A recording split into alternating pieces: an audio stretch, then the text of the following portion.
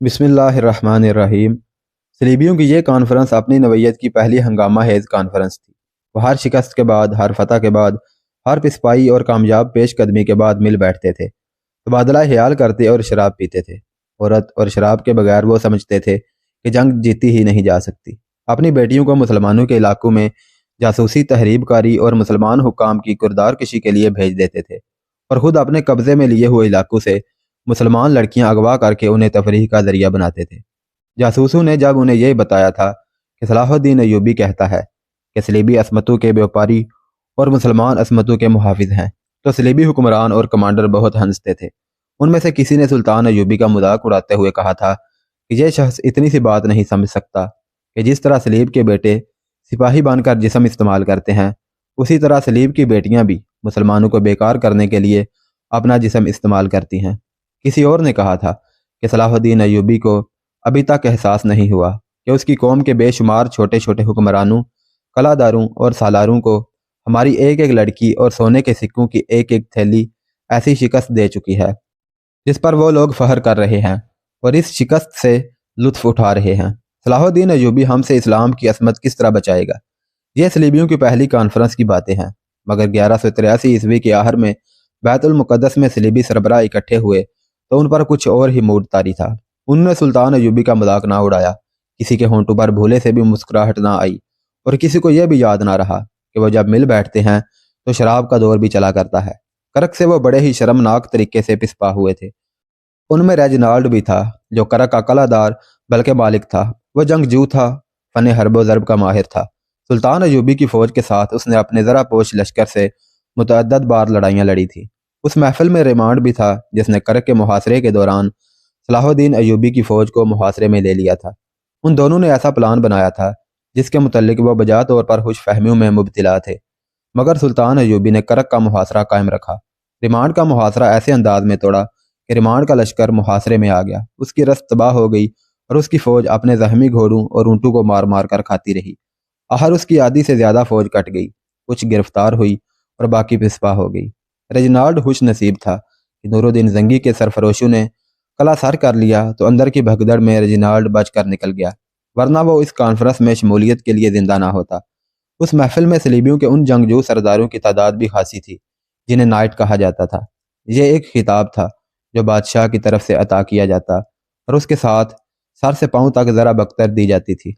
उस कॉन्फ्रेंस में अकरा का पादरी भी था और उनमें मुसलमानों का सबसे बड़ा दुश्मन फिलिप आगजिस्ट भी था। नाइटों और दीगर कमांडरों के साथ साथ उस कॉन्फ्रेंस में सलीबियों की मुतहिदा इंटेलिजेंस का सरबरा हरमन और उसके 2-3 मुआवन भी थे। इब्तदा में उस हुजूम पर खामोशी छाई रही, जैसे वो एक दूसरे के सामने बात करते घबराते हों। आखिर फिलिप आगजिस्ट ने जुबान खोली, जिसे महफिल में जिंदगी के आसार नजर आने लगे। उसने मुहाफिज सलीब आज़म को कॉन्फ्रेंस की सदारत पेश करके उसी से दरख्वास्त की कि वो खिताब करे। इन लोगों से मुखातब होते हुए मुझे शर्म महसूस हो रही है, जिन्होंने अपनी कस्में तोड़ी, अहद तोड़े और बैतुल मुक़द्दस में जिंदा और तंदुरुस्त आ बैठे। अकरा के पादरी ने कहा, मैं यसू मसीह के आगे शर्मसार हूँ और मैं सलीब को देखता हूँ तो मेरी नज़रें झुक जाती हैं। क्या तुम सब ने सलीब पर हाथ रखकर खलफिया अहद नहीं किया था कि उसके दुश्मनों का खात्मा करोगे? हाँ, उसमें तुम्हें जानें भी कुर्बान करनी पड़े। क्या तुमने हलफ नहीं उठाया था कि इस्लाम का नामो निशान मिटाने के लिए जान और माल की और अपने जिस्मों के अज़ा की कुर्बानी देने से गुरेज नहीं करोगे? तुम में कितने हैं जिनके जिस्मों पर हल्की सी खराशें भी आई हों? कोई एक भी नहीं। तुम शोबिक मुसलमानों को देकर भागे, अब तुम करक देकर भाग आए हो। मैं इस हकीकत से भी बेखबर नहीं कि जो मैदान में उतरते हैं वो शिकस्त भी खा सकते हैं।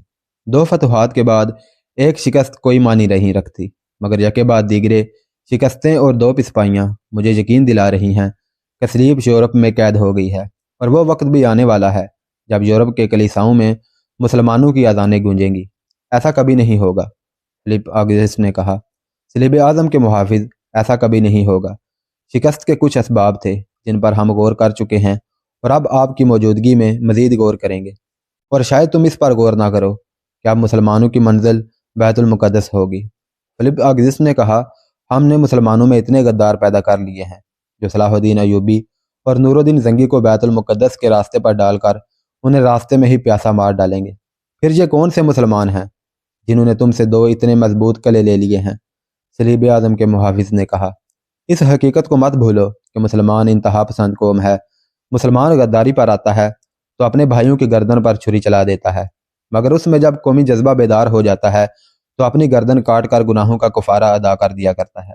मुसलमान अगर गद्दार भी हो जाए तो उस पर एतमाद ना करो। दूर ना जाओ, गुजरे हुए सिर्फ 10 सालों के वाक़यात पर नज़र डालो। इस्लाम के गद्दारों ने तुम्हें कितने इलाके दिलवाए हैं। क्या तुम में हिम्मत है कि मिस्र में कदम रखो? आज मुसलमान फ़लस्तीन में बैठे हैं, कल तुम्हारे सीने पर बैठे होंगे। याद रखो मेरे दोस्तों, अगर सलाहुद्दीन अयूबी और नूरुद्दीन जंगी ने तुमसे बैतुल मुक़द्दस ले लिया तो वह तुमसे यूरोप भी ले लेगा। लेकिन सवाल फ़लस्तीन और यूरोप का नहीं, सवाल ज़मीन के टुकड़ों का नहीं, असल मसला सलीब और इस्लाम का है। यह 2 मजहबों और नज़रियों की जंग है। 2 में से एक को ख़त्म होना है। क्या तुम सलीब का खात्मा पसंद करोगे?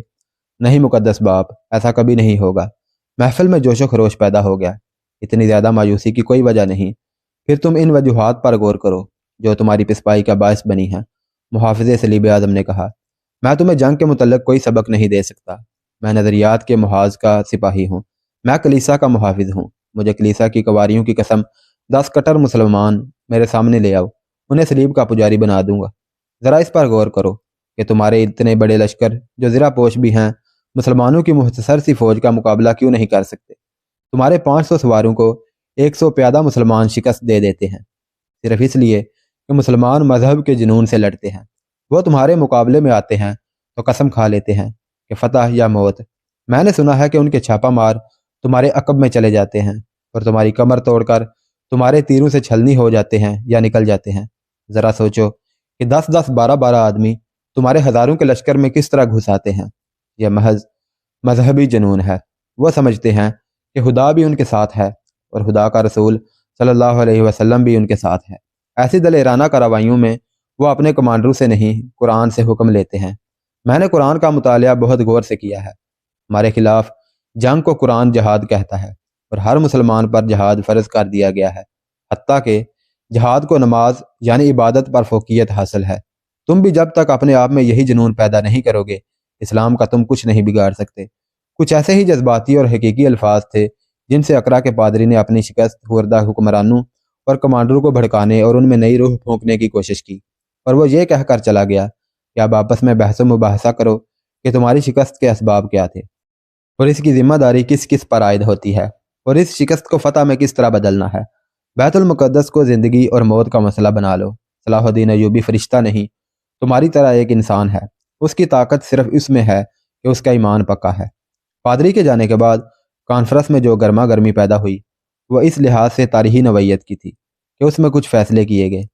उनमें एक फ़ैसला यह था कि जवाबी हमला ना किया जाए, बल्कि अयूबी और जंगी के लिए अंगेहत पैदा की जाए कि वह पेश कदमी करें और हमले जारी रखें। उन्हें मरकज़ से दूर लाया जाए और बखेर कर लड़ाया जाए। इस तरह उनके रस्त के रास्ते लंबे और गैर महफूज हो जाएंगे। उसके साथ यह फैसला हुआ कि यूनानियों, बाज़ंतीनियों और फ्रैंकों को फौरी तौर पर तैयार किया जाए कि समंदर की तरफ से मिस्र पर बहरी हमला करें और साहिल पर फौज उतार कर मिस्र के शुमाल मशरक के इतने से इलाके पर कब्जा कर लें जिसे मजबूत अड्डा बना लिया जाए। उसे फ़लस्तीन के दिफा और मिस्र पर जारहियत के लिए इस्तेमाल किया जाएगा। अहम फैसला यह हुआ कि इस्लामी इलाकों में अहलाक की तहरीब कारी तेज़ कर दी जाए और नज़रियाती हमले और शदीद कर दिए जाएँ। जैसा कि पिछली वीडियो में बयान किया जा चुका है कि मिस्र में सलीबियों की अहम मुहिम तबाह कर दी गई थी जो सरहदी इलाके में तोहमात पैदा करने के लिए अरूज पर पहुंच गई थी। सलीबी जासूसों ने वहां से आकर इतला दे दी थी कि वो मुहिम नाकाम हो चुकी है और जिन मुसलमानों को ज़ेरे असर लिया गया था उन्होंने ही मुहिम के अफराद को हलाक कर दिया है। उस कॉन्फ्रेंस में यह इंकशाफ पेश किया गया कि मकबूजा इलाकों में मुसलमानों की ज़िंदगी अजीरन कर दी गई है। वह मजबूर होकर काफिलों की सूरत में तर्क वतन करते हैं तो रास्ते में उनके काफिले लूट लिए जाते हैं, माल और मवेशी छीन लिए जाते हैं और लड़कियों को अगवा कर लिया जाता है। कॉन्फ्रेंस में इस इकदाम को ज़रूरी समझा गया। मुसलमानों को ख़त्म करने का यह भी एक अच्छा तरीका था। यह नस्ल कुशी की मुहिम थी जो सलीबियों ने बहुत अरसे से जारी कर रखी थी। पहले भी बयान किया जा चुका है कि मुसलमानों की कमसन और खूबसूरत बच्चियों को अगवा करके सलीबी उन्हें बेहयाई और चरब ज़ुबानी की तरबियत देकर उन्हें पालते पोसते और जब वह जवान हो जाती उन्हें मुसलमानों में गद्दारी के जरासीम पैदा करने के लिए इस्तेमाल करते थे। कॉन्फ्रेंस में यह भी तय हुआ कि मुसलमानों में ईसाइयत की तबलीग की जाए। اس کے لیے بے شمار دولت کی ضرورت تھی جو خرچ تو کی جا رہی تھی، لیکن کچھ دشواریاں پیدا ہو گئی تھی۔ ایک یہ تھی کہ رقم اونٹوں کے ذریعے بھیجی جاتی تھی۔ کئی بار ایسے ہوا کہ مصر کے کسی سرحدی دستے نے پکڑ لیا یا اونٹ لوٹ لیے گئے۔ ضرورت یہ محسوس کی گئی تھی کہ کوئی ایسا ذریعہ مل جائے جس سے رقم اور انعامات کی دیگر قیمتی اشیاء اسی ملک سے دستیاب ہو جائیں جہاں استعمال کرنی ہوں۔ خاصے عرصے سے اس مسئلے پر سوچ و بچار ہو رہا تھا۔ صلیبیوں کی انٹیلیجنس کا کمانڈر ہرمن علی بن سفیان کی طرح غیر معمولی ذہانت کا مالک تھا۔ اس نے کبھی کا سوچ رکھا تھا کہ مصر کی زمین اپنے اندر اس قدر خزانے چھپائے ہوئے ہے جس سے ساری دنیا کو خریدا جا سکتا ہے، مگر ان خزانوں تک پہنچنا آسمان سے ستارے توڑ لانے کے برابر تھا۔ یہ خزانے فرعونوں کے مدفنوں میں محفوظ تھے۔ تاریخ فرعونوں کی اس رسم سے کبھی بھی بے خبر نہیں رہی کہ جب کوئی فرعون مرتا تھا تو اس کے ساتھ شاہانہ ضروریات کا تمام سامان اس کے ساتھ دفن کر دیا جاتا تھا۔ مرے ہوئے فرعون کی قبر چند گز چوڑی نہیں ہوا کرتی تھی، بلکہ زمین کے نیچے ایک محل تعمیر ہو جاتا تھا۔ فرعون اپنی زندگی میں اپنا مدفن تیار کرا لیا کرتے تھے اور جگہ ایسی منتخب کرتے تھے جس تک اس کی موت کے بعد کوئی رسائی حاصل نہ کر سکے۔ مرنے کے بعد مدفن کو اس طرح بند کر دیا جاتا تھا کہ معماروں کے سوا کسی کو معلوم نہیں ہوتا تھا کہ اسے کھولا کس طرح جائے۔ مرنے والے کے لواحقین معماروں کو قتل کر دیا کرتے تھے۔ فرعونوں کا ایک عقیدہ تو یہ تھا کہ وہ خدا ہیں، اور دوسرا یہ کہ مرنے کے بعد انہیں یہی جاہ و جلال حاصل ہوگا۔ چنانچہ پہاڑوں کو کاٹ کاٹ کر اور پھر پہاڑ کے نیچے زمین کی کھدائی کر کے محل جیسے حال اور دیگر کمرے بنوا کر اس محل میں زیادہ سے زیادہ ہیرے جواہرات رکھوا دیے جاتے تھے۔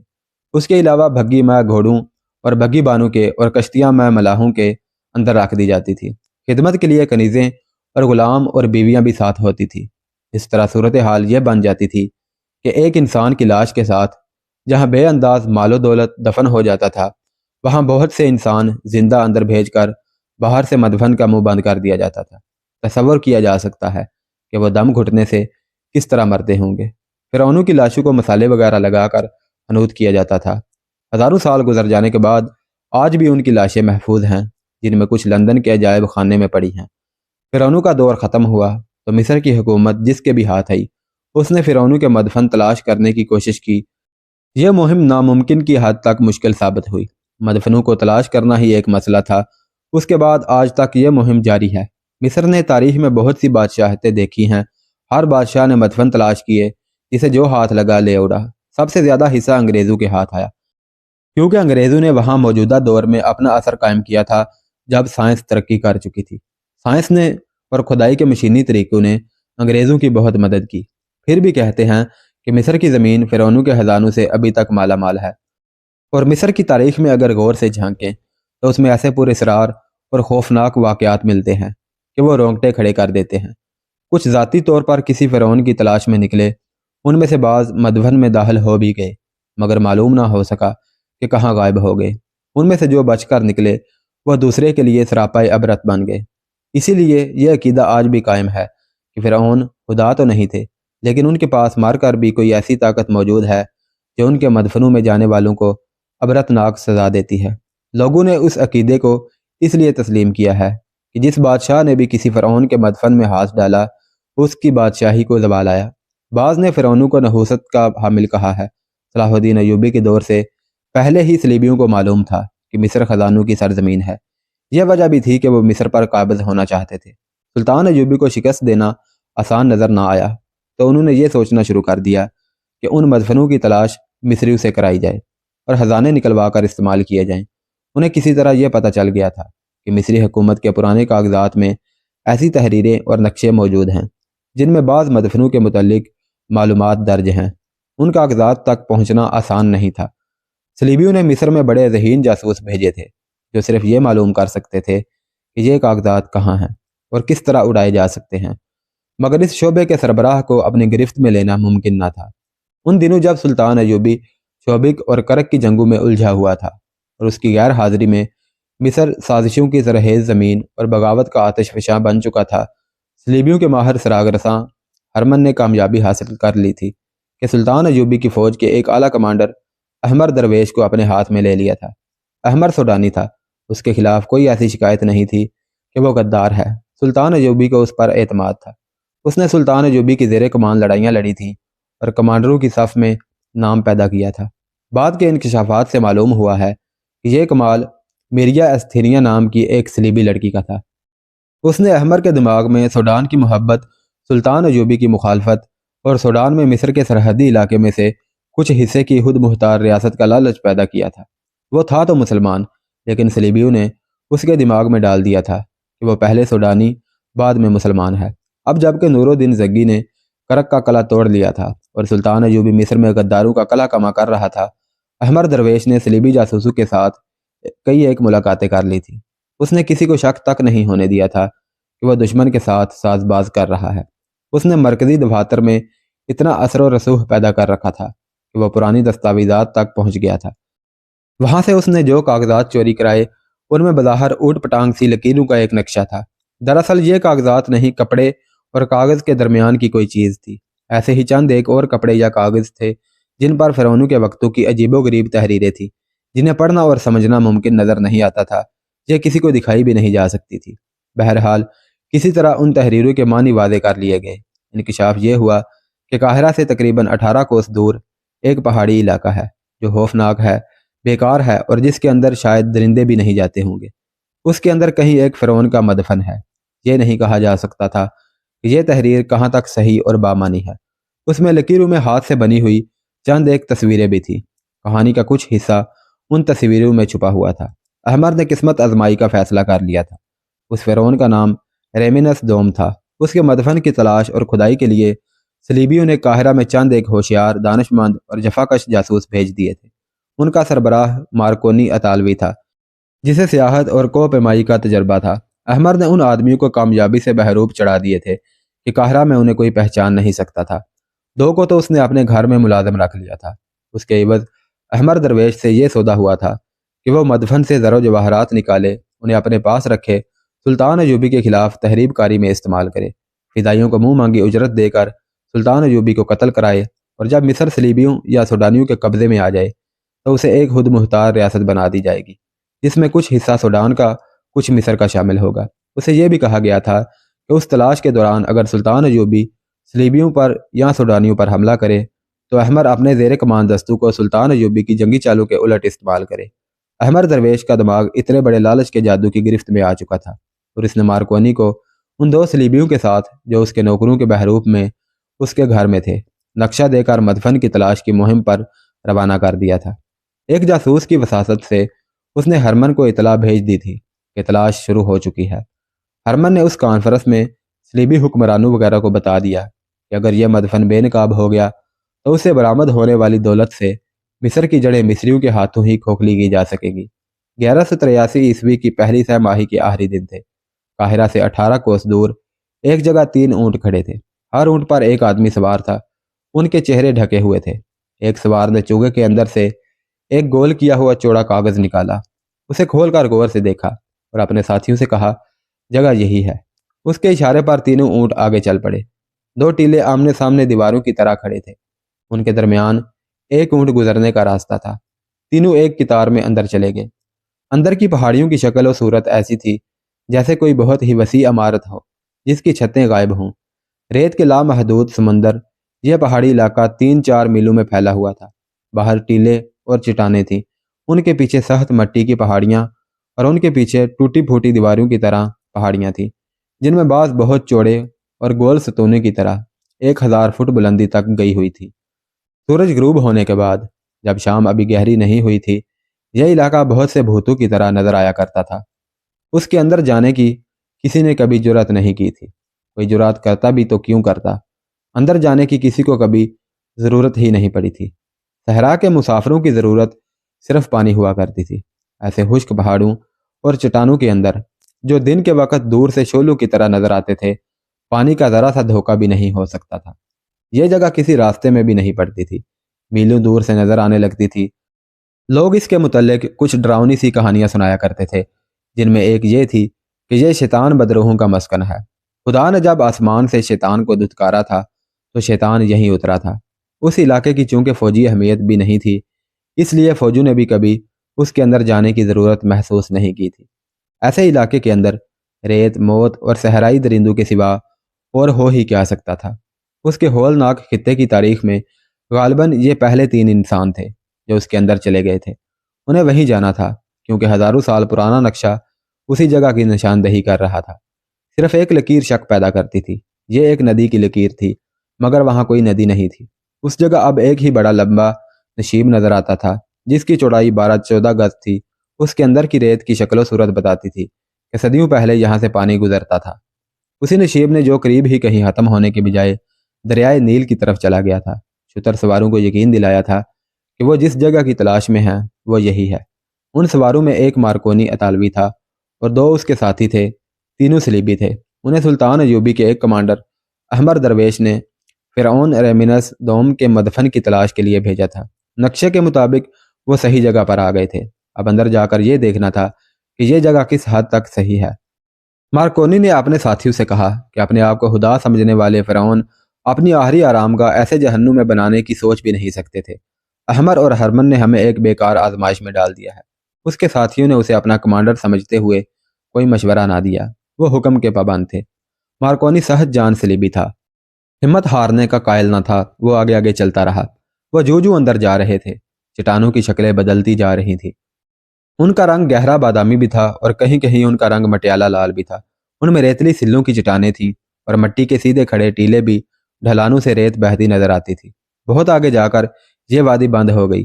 مارکونی نے دائیں طرف دیکھا، ایک ٹیلہ درمیان سے اس طرح پھٹا ہوا تھا جیسے زلزلے نے دیوار میں شگاف کر دیا ہو۔ شگاف میں سے جھانکا تو یہ ایک گلی تھی جو دور تک چلی گئی تھی۔ اونٹ کا گزرنا مشکل نظر آتا تھا۔ مارکونی نے اپنا اونٹ شگاف کی گلی میں داخل کر دیا۔ اس کے گھٹنے دونوں طرف ٹیلوں کی دیواروں سے لگتے تھے۔ اس نے ٹانگیں سمیٹ کر اونٹ کی کوہان پر رکھ دی۔ پچھلے سواروں نے بھی ایسا ہی کیا۔ اونٹوں کے پہلو دائیں بائیں لگتے تھے تو مٹی نیچے گرتی تھی۔ ٹیلا 2 حصوں میں کٹ کر دور تک چلا گیا تھا۔ اونٹوں کے ہچکولوں سے یوں لگتا تھا جیسے ٹیلے کے دونوں حصے مل رہے ہوں اور دونوں مل کر اونٹوں کو سواروں سمیت پیس ڈالیں گے۔ آگے جا کر اوپر دیکھا تو دور اوپر ٹیلے کے دونوں حصوں کی چوٹیاں آپس میں مل گئی تھیں۔ آگے اندھیرا سا تھا لیکن دور آگے روشنی سی نظر آتی تھی، جس سے امید بند گئی کہ وہ گلی وہاں ختم ہو جائے گی اور آگے جگہ فراخ ہے۔ گلی نے اب سرنگ کی صورت اختیار کر لی تھی جس میں اونٹوں کے پاؤں کی آوازیں ڈراؤنی سی گونج پیدا کرتی تھی۔ مارکونی بڑھتا گیا، وہاں یہی ایک راستہ تھا، اس لیے غلطی کا امکان بہت کم تھا۔ سامنے روشنی کا جو دھبا تھا وہ پھیل رہا تھا، سرنگ ختم ہو رہی تھی۔ اور جب وہ سرنگ کے دہانے پر پہنچے تو معلوم ہوا کہ اونٹ سواروں سمیت نہیں گزر سکیں گے۔ سوار اونٹوں کی گردنوں پر آ کر نیچے اترے کیونکہ پہلوؤں سے نہیں اترا جا سکتا تھا۔ اونٹوں کو بڑی مشکل سے باہر نکالا گیا۔ آگے دیکھا تو چاروں طرف کسی پرانے قلعے کی بڑی ہی بلند دیواریں نظر آئیں، مگر یہ قلعہ قدرتی تھا۔ پہاڑیوں کی شکلیں ایسی تھیں کہ 300-400 گز تک ڈھلان تھی اور وہاں سے پہاڑیاں سیدھی اوپر کو اٹھ گئی تھیں۔ بعض اونچی تھیں، بعض کم بلند۔ معلوم ہوتا تھا جیسے ہر جگہ ہر طرف سے بند ہو۔ گھوم پھر کر دیکھا تو ایک پہاڑی کے ساتھ اتنی جگہ تھی جس پر پیدل چلا جا سکتا تھا۔ مارکونی نے اونٹوں کو بٹھا دیا اور پیدل چل پڑے۔ پہاڑی گولائی میں ہو گئی تھی، پاؤں جما کر رکھنا پڑتا تھا کیونکہ ریت اور مٹی تھی جس سے پاؤں ڈھلان کی طرف ہو کر گر سکتا تھا۔ یہ دراصل کوئی باقاعدہ راستہ نہیں تھا، چلنے کی صرف جگہ تھی۔ زمین اور ٹیلے بتا رہے تھے کہ صدیوں سے یہاں کسی انسان نے قدم نہیں رکھا۔ یہ چلنے کی جگہ یا راہ آگے گئی تو مارکونی اور اس کے ساتھیوں کے دل اچھل کر حلق تک آ گئے۔ ڈھلان سخت ہو گئی تھی اور نیچے جا کر کسی بڑی ہی اونچی دیوار کی منیر بن گئی تھی۔ دائیں طرف پہاڑی تھی جس کے پہلو میں وہ قدم جما جما کر چل رہے تھے، مگر بائیں طرف زمین دور نیچے چلی گئی تھی۔ یہ ایک وسیع اور بہت ہی گہری کھائی تھی، وہاں سے گرنے کا نتیجہ صرف موت تھا۔ کھائی کے دوسرے کناروں پر اسی طرح کے پہاڑ تھے جس کے ساتھ ساتھ وہ چل رہے تھے۔ ایسے خطرناک مقام پر آ کر مارکونی کے ایک ساتھی نے اس سے پوچھا، کیا تمہیں یقین ہے کریمنس فرعون کا جنازہ اس جگہ سے گزارا گیا ہوگا؟ احمر درویش نے یہی راستہ بتایا ہے، مارکونی نے کہا۔ جہاں تک میں نقشے کو سمجھ سکا ہوں ہمارے گزرنے کا یہی راستہ ہے۔ ریمنس کا تابوت کسی اور طرف سے گزارا گیا تھا، ہمیں وہ راستہ معلوم کرنا ہے۔ وہ کوئی خفیہ راستہ تھا جو صدیوں کی آندھیوں اور زمین کی تبدیلیوں نے بند کر دیا ہوگا۔ اگر وہ راستہ مل گیا تو ہم مدفن تک پہنچ جائیں گے، اگر زندہ رہے تو۔ میں اس کے متعلق یقین تو نہیں دلا سکتا، مارکونی نے کہا۔ یہ یقین دلا سکتا ہوں کہ مدفن مل گیا تو تم دونوں کو مالا مال کر دوں گا۔ راستہ چوڑا ہو گیا اور کھائی ختم ہو گئی۔ اب وہ 2 ایسی پہاڑیوں کے درمیان جا رہے تھے جن کے دامن ملے ہوئے تھے، مگر کچھ ہی دور آگے پہاڑیاں مل گئی تھیں۔ وہ وہاں تک پہنچے تو انہیں بائیں طرف اوپر چڑھنا پڑا۔ کوئی 100 گز اور اوپر جا کر انہیں ایک گلی سی نظر آئی جو نیچے کو جا رہی تھی۔ वहां से इर्द गिर्द देखा तो दूर दूर तक पहाड़ियों के ستون ऊपर को गए हुए थे। मंजर हैबतनाक था। वो नीचे उतरते गए। यह गली कई एक मोड़ मुड़कर उन्हें एक फराह जगह ले गई जो गोलाई में थी, जहाँ की गर्मी नाकाबिले बर्दाश्त थी। चोटियों के करीब पहाड़ियों में चमक सी थी। वहां की मिट्टी में किसी धात की आमेदिश थी। उसकी तपश से गर्मी ज्यादा थी। हर तरफ पहाड़ियां थीं सवाए चंद गज जगह के। वहां गए तो खौफ से तीनों पीछे हट गए। वो बहुत गहरा नशीब था। वसअत भी ज्यादा थी।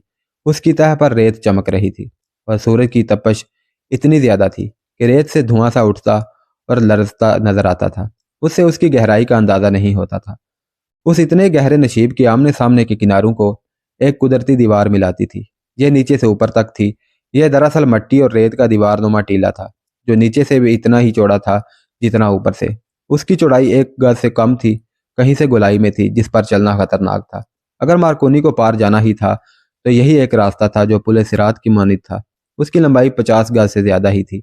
मार्कोनी के एक साथी ने उसे कहा, मेरा ख्याल है कि इस दीवार पर चलने की बजाय तुम खुदकुशी का कोई बेहतर तरीका इख्तियार करोगे। खजाने रास्ते में पड़े नहीं मिला करते, मार्कोनी ने कहा। और फिसल कर नीचे जहन्नम की आग में गिरना है, दूसरे साथी ने कहा। क्या हमने सलीब पर हाथ रख कर हलफ नहीं उठाया कि सलीब की अजमत और इस्लाम की बेहकुनी के लिए जाने कुर्बान कर देंगे? मार्कोनी ने कहा। क्या मैदान जंग में हमारे साथी सलीब पर जाने कुर्बान नहीं कर रहे? मैं बुजदिलों की तरह यहीं से वापस होकर अहमर दरवेश को यकीन दिला सकता हूँ कि इतनी सदियां गुजर जाने के बाद अब तमाम रास्ते बंद हो चुके हैं। जहाँ नदी थी वहाँ चिटाने हैं और जहाँ नक्शा चिटाने दिखाता है वहाँ कुछ भी नहीं है। मगर मैं बुजदिल नहीं बनूंगा, झूठ नहीं बोलूंगा। मेरे दिल पर खौफ तारी हो चुका है। मैं इसके खिलाफ लड़ रहा हूँ। मेरे खौफ में इजाफा ना करो दोस्तों। अगर तुम मेरा साथ नहीं दोगे तो सलीब से धोखा करोगे और इसकी सज़ा बड़ी अजियतनाक होगी। मैं तुम्हारे आगे आगे चलता हूँ। जहाँ फिसलने का खतरा महसूस करो वहाँ इस तरह बैठ जाना जिस तरह घोड़े पर बैठते हैं, फिर आगे सरकते रहना।